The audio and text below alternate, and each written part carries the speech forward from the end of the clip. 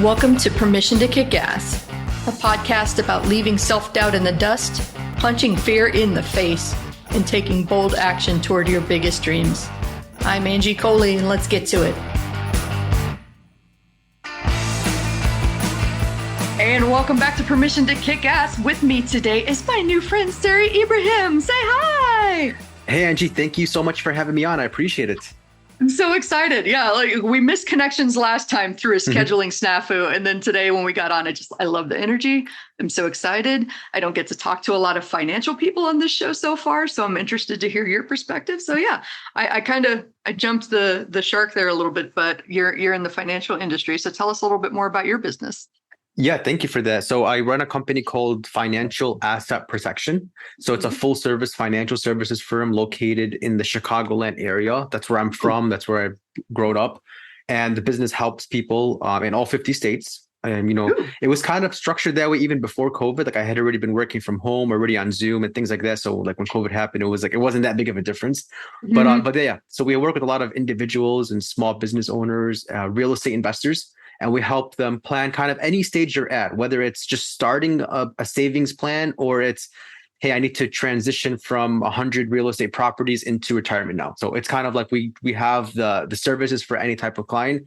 And I've been doing this like in this field for about like 7 years now, and I love it. I don't see myself doing anything else. So I think like I'm in this, doing exactly what I thought I was going to be doing. And I also have a podcast called Thinking Like a Bank. So nice. Yeah, that kind of, it makes things more fun, the podcast, bringing on guests and talking to people. And we're launching episode 73 of the podcast tomorrow. So That's who I am and what I've been up to. That's excellent. Well, that's as we're recording. So we're going to air probably a couple months after we record. We're recording this in September as I'm sitting here in sunny and hot Knoxville, Tennessee. Waving north toward you in Chicagoland. Plan on visiting that on my digital nomad journey at some point. So we'll have to hook up if you are a foodie like I am. Yeah. That will be a beautiful connection. I promise. I always find the best food. So that sounds really cool. How did you get into that line of business, or was it just something that you always knew you wanted to do? So it started when I was a senior in high school. I had to take a class called Consumer Economics, and it was a very basic business class. How to write a check, what is a checking account, what is a mortgage, what is interest. And I enjoyed that class a lot because I think like it's really important to know that stuff, and a lot of people end up learning about like credit cards and even like the bad sides of credit cards when it's too late, when they're already in debt. That's when people actually like open up their statements and, I have to pay this much interest on top of the debt already. And it rolls over to the next month. So I liked that class a lot. And I wanted to, it was one of the only classes I actually like got hooked onto in high school. I'm not really that big on education, just to be transparent. So I wanted to make a career out of that. And I got my MBA. And after the MBA only led to about 10% of finding my passion. The other 90% just came from working with people. So my first professional job was working at Allstate, and I was in sales and marketing. So I spent 8 hours a day on the phone with people talking about auto insurance, homeowners insurance, business insurance, all types of insurance. And from the sound of it, it doesn't sound that sexy, right? So sales and insurance, but I learned a lot about it's necessary. And it's the closest you can get to with people. I feel like you're literally talking to people about money, about their money, and about things they own and about protecting those things. So I started to build like really good connections with people, and I started to like form relationships with clients. And I was like, this is what I want to do. I want to build relationships with clients over the phone and help them solve problems. And then that led to financial coaching and financial strategy. And then that led to the company. So kind of like piece by piece, put it all together. That's what kind of led me into being a financial coach and helping people solve these problems. I like to listen to people and kind of identify problems. And yeah, I'm also doing the Certified Financial Planner program right now. So it's 7 courses. I'm about halfway through that program. And then that's going to hopefully open up even more doors where I can help people with all types of financial strategies in that situation. Love that. I'm trying not to chuckle because you're like, I'm not really into education. Then like, here's my MBA. Here's this course that I'm taking. Yeah. I think your actions say that you do like education, but maybe not the formal education system that the United States has become, where everybody is a test score. I don't like it. That's a rant for another day. Uh-huh. But there was something that I wrote down that I thought was really interesting because you got an MBA. A lot of folks don't know that I have a master's degree as well. It's not Uh-huh. technically an MBA, but it's a weird hybrid creative business degree. Uh-huh. Basically, I specialize in turning intellectual property into revenue. Oh, wow. Really cool. But for a while, I was like, that's not even related to what I'm doing, which is over here in marketing and stuff like that. But only recently I was like, oh, no, this totally makes sense. But it was two classes in particular that really kind of sealed the deal for me. Mm-hmm. One was entrepreneurship, which at the time was my most hated class because I couldn't figure out how to get a freaking A in that. And I was like, oh, that's strangely parallel to real life and entrepreneurship. You can't figure out how to get an A. Like if you follow all the steps, you could still fail. It's fine. So it turned out that was like, I hated it at the time, but it taught me the most about how life and business actually work. And then another was screenwriting, Mm-hmm. because in screenwriting is where I had the conversation where someone recommended a book where I read the book and decided, oh, I want to try this copywriting thing that led me down a whole different path. So I find it funny that like I went to school for that thing and kind of similar to you, like I got that 10% that really mattered to me. And Mm-hmm. that's kind of the stuff that has impacted me over time. So I'm really curious how you went from selling insurance to working on this, like advising people with and growing this business of yours. Mm-hmm. Yeah, definitely. So it led to, so it went from simply just regular insurance, auto, home, your average insurance. And then that led to Medicare. So I was like a Medicare consultant. And I was talking, most of my clients were retirees from the city of Chicago. So they had worked for the city of Chicago, retired, and then now they needed to transition into their own Medicare plans that they own, not the city anymore. So that was my job for a while, just making that transition with them. And then during that time, clients would ask me about life insurance. They would ask me about estate planning. They'd ask me about trusts and wills. And as they would ask the questions, I would go and research it. So because I didn't know the answer to it, and I didn't know that question even existed yet. So upon one of those questions, I was asked about cash value, life insurance, or something along those lines. So I said, let me do some research, and I'll get back to you. And I went to Amazon and I searched, I typed in cash value life insurance, and I came across a book called The Bank on Yourself Revolution by Pamela Yellen. Mm-hmm. And this book talks about what are these strategies? So to answer your question, the way I got into exactly what I'm doing today is just by following questions and finding books and resources that connecting the dots. So now fast forward to today, I do all types of insurance and all types of financial services. And that resulted just from reading books, and kind of, it was like, I don't want to say random, but it was like focusing more on the process than the result, right? Because I didn't know what the result was going to be. I had no idea what was going to happen, but more so of focusing in the moment in the process. That led to more opportunities, more clients, and more things like that. I love that, because I think the twisted thing about expertise and what stops more people from starting a business is they feel like in that moment that you had where the client asks me a question I didn't even know I needed to ask, let alone have an answer to. That's where they think that it all falls apart, that this person's going to see that I am a fraud. I don't know what I'm talking about. And the opposite is actually true. Like they trust you more and they see you as even more of an expertise and someone that they should listen to when you're just upfront about like, oh, wow, that's a great question. I didn't even think to ask that one. Let me do some research and get back to you. So I've just taken that thing that I feared the most, right? Not knowing the answer in the moment that somebody asks me. And I've turned it around into a strength of mine, and then made it so that I'm an industrious person that can be trusted, right? I'm going to go find that answer for you and I'll get back to you. And then the cool thing that it comes full circle and it adds to your knowledge base, which helps you answer more questions from different customers in the future, which further positions you as the expert. So like, don't attach to this idea that you have to know everything up front. You can literally follow the questions. Just ask Sarry. Look. Exactly. Yeah. And people want to work with you, right? It's not really about the product you have or the company that's behind you or the brand. It's you, Angie. That's who somebody wants to work with. Exactly. That's really important. So that just because you don't know the answer to one thing doesn't mean you're gone. That's it. They're going to go to the next person. They're dealing with you. They're asking you questions because they trust you and they want to keep working with you. Exactly. And that's so funny how it shuts down some part of our brain, like that fear of judgment. And maybe it's because there are so many MLMs out there that we're squeamish to talk to the people that already know and like us and are in our world. But I remember the first time that I wanted to sell a really big product, and I was nervous. And I met with my now business partner, who is a sales genius, and I basically turned this woman loose. We created some products. I made an invite list of just, I think, 80 people. And of the 80 people, I just went through all my contacts and said, I love these people. I think we could do some good work together. They've told me that they are just waiting for me to create something, or I just met them and I think they're really cool. So those are my 80 people. I think I wound up introducing her to something like 40 of them. I think that only like 20% of those 40 people actually responded. And of those, we generated about $60,000 in business in just a matter of weeks.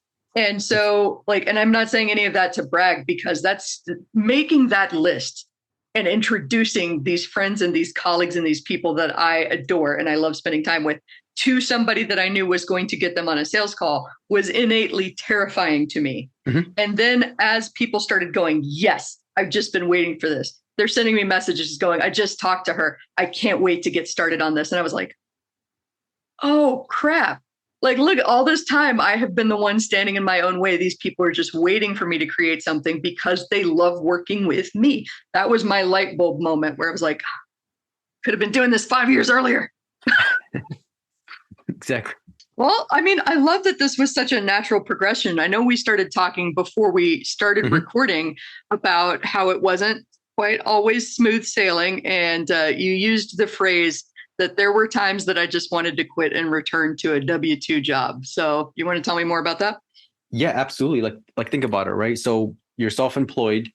There's no benefits, no recurring biweekly check coming in. There's also sometimes no clients, but yet the rent is still there. The gas is still there. The insurance is those bills don't stop just because the income stops. So now you have to think all right, how do you keep doing this, right? How do you keep paying bills from nothing? Do you borrow money? You can't really raise capital. You're still a new entrepreneur. Like, who's going to invest in you? Yeah. So you have to get so I had to get really creative, right? So there were times where I would have to go keep my job because I had already started building some clients. I had already invested a lot of time into building up building up that client base. But I didn't want to just drop everything and go get a job. But I still did get a job a few times on the side, like a W-2 consulting job, just to keep my business and keep it flowing. And I always disclose it with both parties, right? I always disclose it with the jobs just because I didn't want to come off as shady, I have this other business on the side. So that's what I was doing. I had a W-2 job and my business, and I kept doing that. About 3 times I did that. Upon the 3rd time, it was right around, I want to say 2019. That's when I fully went independent. Nice. And just been 100% just me right now with this business. I have a few employees, thankfully, that are doing an awesome job with they actually connected us for this podcast. So they do a lot of my podcasting stuff, my PR stuff, email marketing, some of my social media stuff. So it's a really great help. And then, and we're growing and hopefully we'll want to keep growing. I don't know exactly what's going to happen in the next few years, but to answer to your point, I still, even till today, even with the business, being profitable right now, I still there's that whisper in the back of my ear that comes in and says, hey, what if you just dropped all of this and just got a W-2 job and and then you don't have to worry about anything. You don't have to come up with creative ideas. Everything you'll be told what to do. You have a set schedule. And I the way I dispute that or turn that down is, why did I even start a business in the first place? Why take all this experience I put in the past, all this money I've spent, all this money I've borrowed, all this interest I've paid on all those loans just to get this business up and going, just to drop it and go get a job? So you have to, I guess, keep reassuring yourself, keep selling yourself, and keep explaining your why as to why you want to stay self-employed, not just become self-employed, but stay self-employed. And of course, I think one way to counteract any negative thoughts, or to help counteract any negative thoughts, is to expand your goals, right? Yes. To take your goals to the next level, because it makes it more worth it. It adds more value to yourself and to your business and to your overall mission when you add more goals to it, when you multiply those goals. Yeah, I love that. Oh, you said so many good things that I want to circle back to. I'm no stranger to having that thought too. Man, some days it would just be nice to go back to a job, clock in, clock out, leave that shit at the desk, not constantly. I mean, we know this. You're entrepreneurs, you're listening to me. You think about it all the time. In the shower, on a walk, doesn't matter. Business is on the mind. Yeah. But what you said was spot on. those times when it gets overwhelming or there's too much to do, or maybe the money hasn't caught up with the projects that you're working on, or any number of things that are challenging on a daily basis, reminding yourself why you did this in the first place, like resetting yourself on the vision and the people that you help, I think really gets you out of your own head. I talk a lot on the show about how intense ideas get when they bounce around in between your ears. Like they amplify and they get out of control. And before long, they don't even make any sense, but they make perfect sense to you because it's in your head, right? Yes. But the moment, I don't know if you've ever experienced this, like I've had this in fits of anxiety. The moment I speak it out loud to someone else, I instantly hear that it makes absolutely no sense. And I've been spiraling about this thought for weeks now. Where if I just got it out of my head and I didn't let it intensify, it would be even better.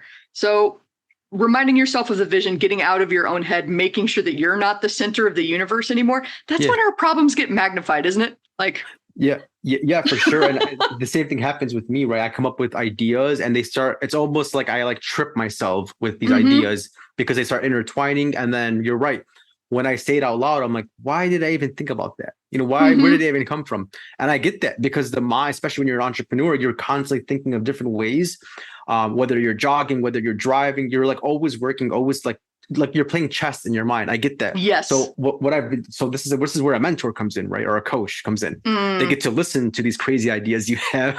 Yep. And can ask questions. And then eventually what's happened with me at least is that over time, I start playing the role of my mentor kind of with my own self, where I'm like, you know what, maybe that project doesn't need to exist anymore, or that idea doesn't need to exist anymore because after saying it out loud and thinking about it, like out in the world, there probably is no market for it, or I don't think it's going to be successful. So then you shift gears now into something else now.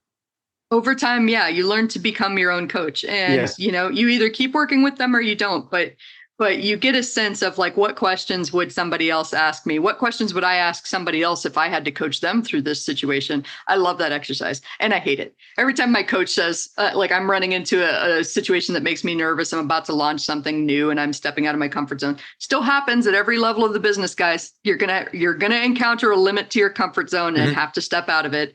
It's ongoing. So he'll go, okay, well, how would you coach somebody else through this same situation? And I'm like, oh, you bastard.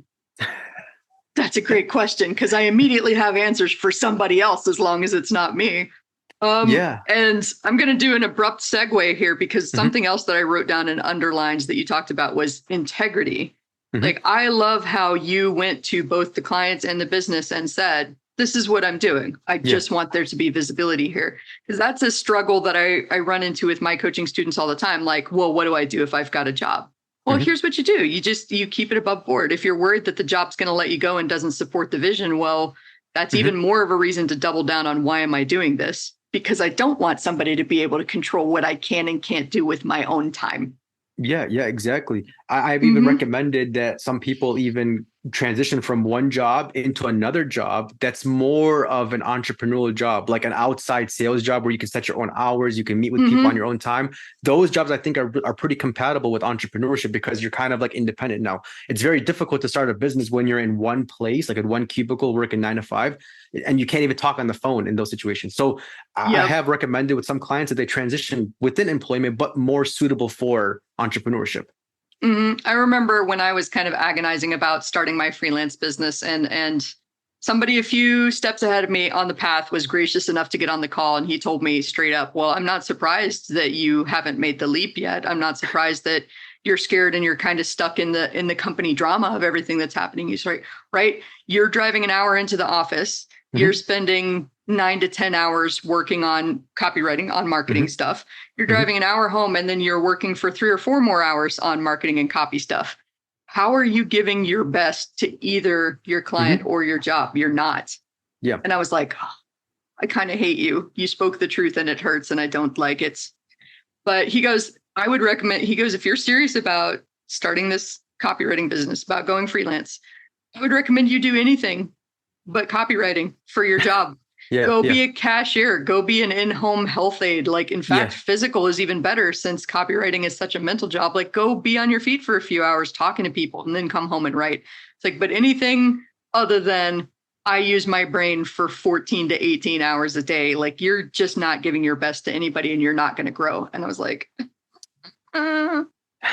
That's so true. I agree with that. Not only from the standpoint of mental capacity, because that's a big thing that you have to preserve. Like you only have so much Yes. limited mental energy throughout the day, and copywriting is 100% mental. That's all. Mm-hmm.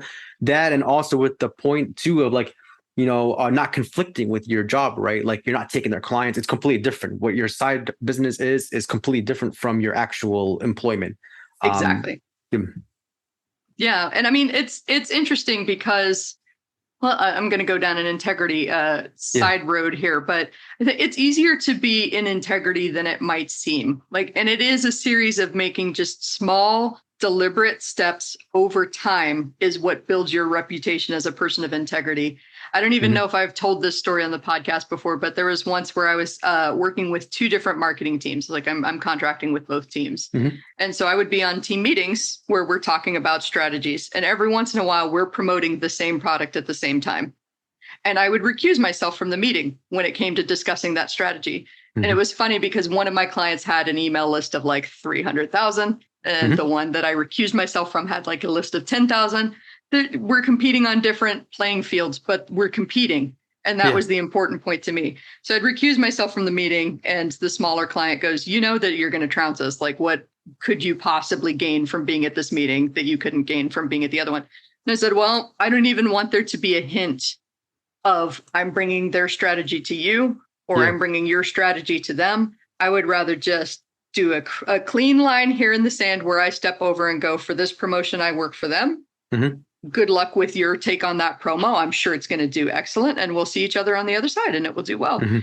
And the smaller client always thanked me for that integrity. He was like, whenever anything came up where there was a question, I knew that I never had to doubt you because you would be the one to say, here's where the problem is and here's what I'm going to do about it. Mhm.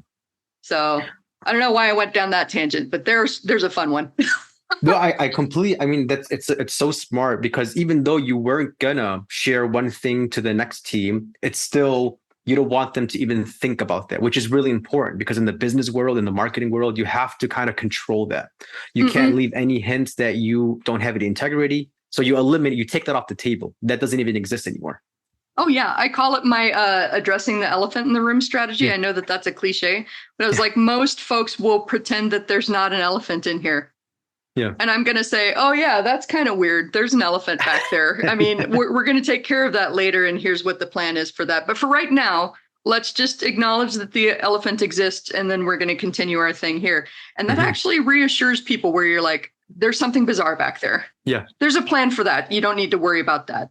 But that Yeah. makes them feel much more comfortable with you than pretending it doesn't exist. Yep. Exactly. And that's, in this case, to break it down and make it even more clear, Mhm. the conflict of interest is the elephant.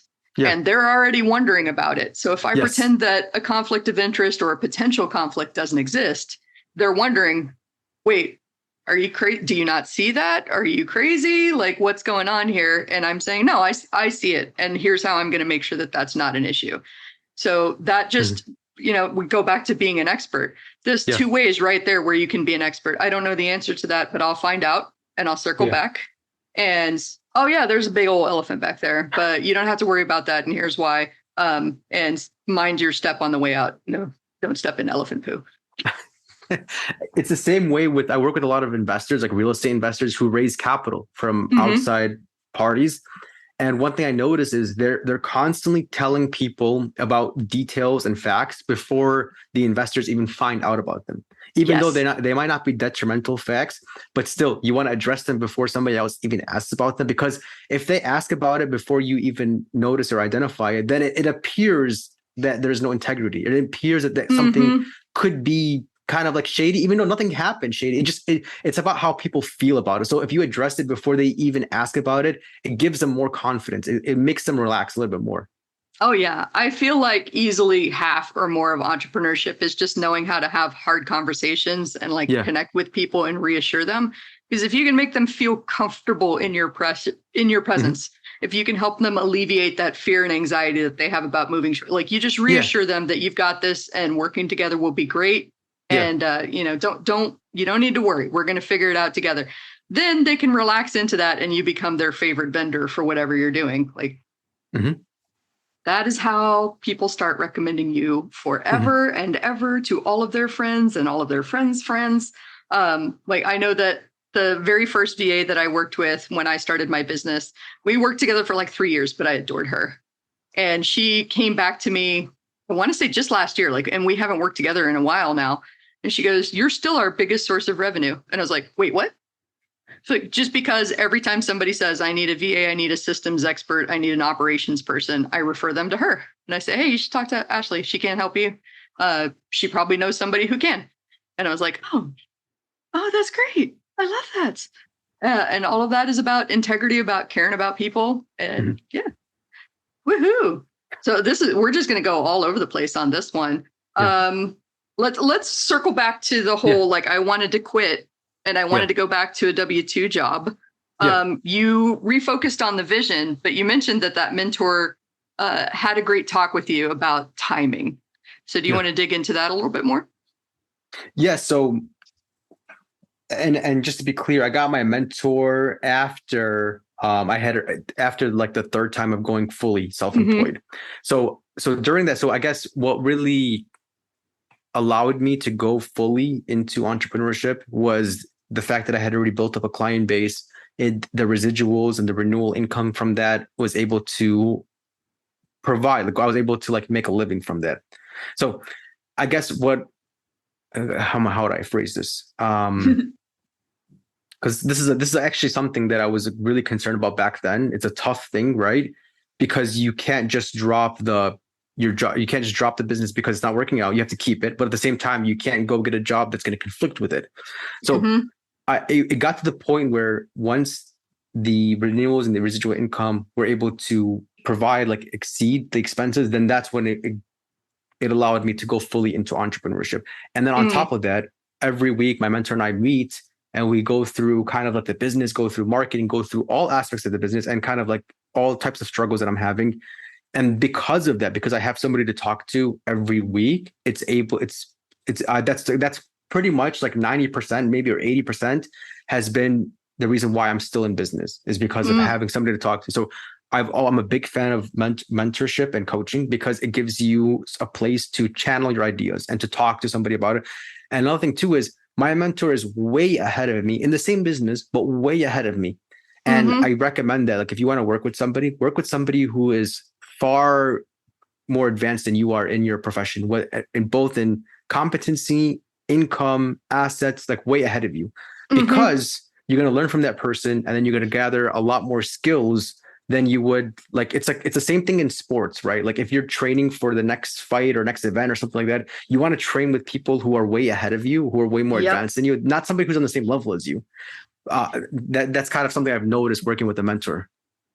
I've learned that too, and it's interesting because I resisted. You mentioned that you got your mentor on the third go round, and I want Yeah. to say I got my mentor on the second go round. So I totally get that, and I feel like, in retrospect, I feel on a deep level empathy for young me who was like, coaching is a scam. I don't need to pay for mentorship. And I'm not necessarily saying you need to pay, because there are some Yeah. people that mentor just out of the goodness of their heart. And some people charge for it. And both of Yeah. those models are perfectly fair. But the key is exactly like you said, going for someone that has the experience, who is or has been where you want to go with your career and can kind of guide you there and help you avoid the pitfalls. And man, young Angie, I'm sending you some hugs because time is a construct. Um, People are here to help you, and you can go much further faster with Mhm. some help than you ever can just beating this "I am an island and I will do it by myself" drum. You don't get a trophy at the end for doing it all by yourself. Like, you don't. Yeah, I mean, as you're talking right now, I'm just staring at the book "Who Not How" by Dan Sullivan, and it's just like, Ooh. yeah, it's just so. I mean, I'm still like halfway through the book, but I already get the book. I already understand it, right? It's like instead of Mm-hmm. thinking about how to do something, think about who can help you get there, right? From the standpoint of a Exactly. mentor, from the standpoint of an employee, a VA, wherever you're at. I mean, people. That's the number one quality. That's the number one trait in a business, is who you're working with. Mm-hmm. And it can be, who, not how. I mean, I know that folks that are in an early stage, you might be like, oh, that's a lot in hiring contractors or things like that. Yeah. There, a who could be this automated software Yeah. Who can help me set that up? Yes. Yeah. It could be bartering with somebody that you know and going, who do I know that knows a lot about finance that could point me towards some resources or might be willing to work with me so that I can pay them, for what I need for now.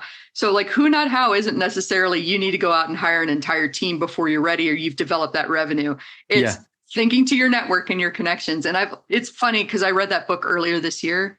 But now I have almost an instinct in the back of my mind that every time I run into something that I haven't done before or I'm uncomfortable with or I just don't do, like I don't set up Facebook ads for people. But I know 3 or 4 people that do, who I'm immediately going, okay, who can I send this person to that needs Facebook ads help?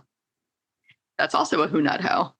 Yeah, exactly. It doesn't always have to pertain just to your business. It could be something a little bit outside of your business. Like you have some sort of conflict or issue. Oh, who can help me get out of this? Or who can help me solve this or something like that? I love that. This is so great. I'm going to throw you another curveball, but I know I asked you this in the intake form. So if you could go back in time and give younger you some advice, what would that be?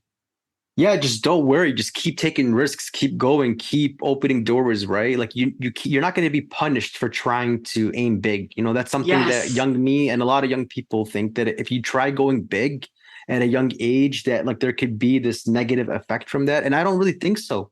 I think it's always going to be positive. Either it works or if it doesn't work, then the results you got from that are going to be tangible skills that you can carry forward into the next step that you do. So, like in other words, fail early, fail big, fail soon. So that way you can then take those skills you've gathered and then recycle them into the next project you have. I love that so much. I mean, on multiple levels, because if you aim for something big that you may not even think is possible, you're probably going to get a hell of a lot further than aiming for something small. Yeah. I know when I'm working with my coaching students for the first time and we're talking about like what to price your services at and how to stabilize your revenue. We talk about need to make versus want to make. Yeah. Yes. Mm-hmm. And most of them haven't even done the calculation to figure out like, this is the money that it takes to support the lifestyle I want. Yes. They start setting their prices at, well, if I had to live like on my friend's couch and survive on ramen noodles for 6 months, what would I have to charge? And I'm like, no. We start charging from, I'd like to go out with my friends and I'm a theme park nerd and I'm in Knoxville. So of course I'm going to go down to Dollywood. I want money for Dollywood. We're going to have a good time there. Going to buy some cinnamon bread because that's what you're supposed to do at Dollywood. You have to set your prices based on the lifestyle that you want to live. Yeah. Not the bare bones thing. So aim beyond what you think you're capable of. You might surprise yourself where you land. And it just, we often have this, especially at the beginning when we're learning the skills and we're raw and we're nervous, I feel like the spotlight is on us and everybody is watching and they're just waiting for you to mess up. And as soon as you go down in flames, they're just going to be there pointing and laughing. Yeah. Here's the good news. Nobody's paying attention. Yeah. They're worried about their own lives. Exactly. Yeah. They're worried that you're paying attention to them and watching them flame out. Yeah. So there's like, God, I wish I had known that back in the day too. Just try early, try big, go as big as humanly possible. You might surprise yourself. And then if you flame out, nobody's watching. You get to try again. It's great. Yeah, exactly. And just using the word want more than the word need is completely different. Because I feel like, people use the word need to justify our life. Like I need to make $100,000 a year to pay the bills that I need to pay, to live in a house that I need to, that fits. So you're justifying it. And when you're justifying it, you're decreasing certain things. So that way you look more acceptable to other people. You sound more logical, more reasonable. But if I came to you and said, hey, Andrew, I want to make $2.5 million this year so that I could build a $2 million house. There's nothing wrong with that. But some people might think that sounds too presumptuous or sounds too arrogant to think that way. But it shouldn't be. It shouldn't. Yeah.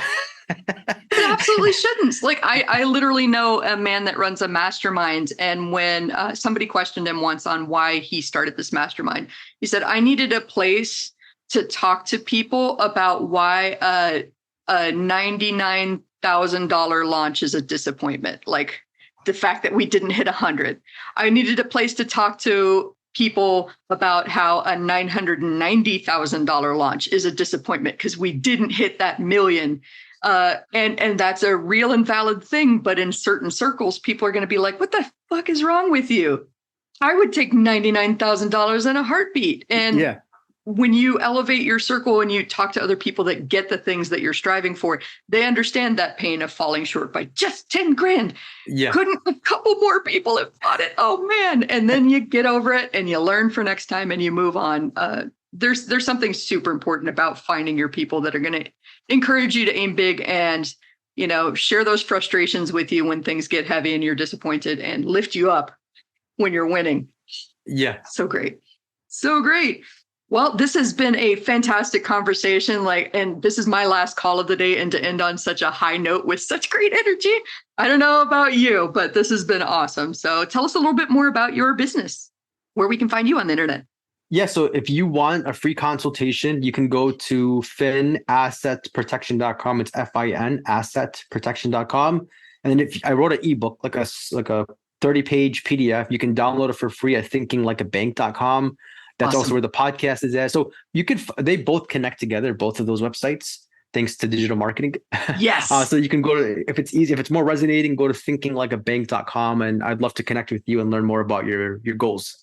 Excellent. And for everybody listening, take it from somebody who thought she hated finance. It's much more interesting when it's your finances and you're actually making some decent money. You can learn these skills, and it's very much exciting when you're talking about, where do I park this extra money? And, how do I get interest on that money?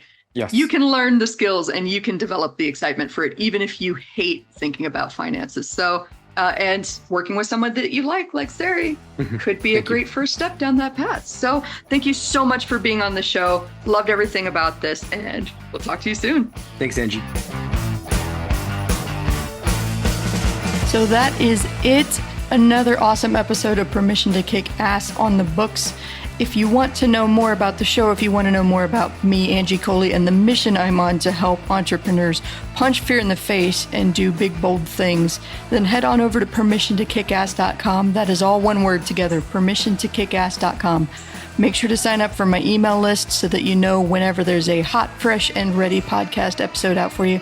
And also on Mondays, I like to send out a little newsletter called Kick Monday's Ass. I'm sure you're totally surprised by that. So thank you for being here with me today. I'm Angie Coley. Make sure that you share this with a friend that needs to hear this message today. Like it, share it, comment wherever you're listening to this today, and let's go kick some ass.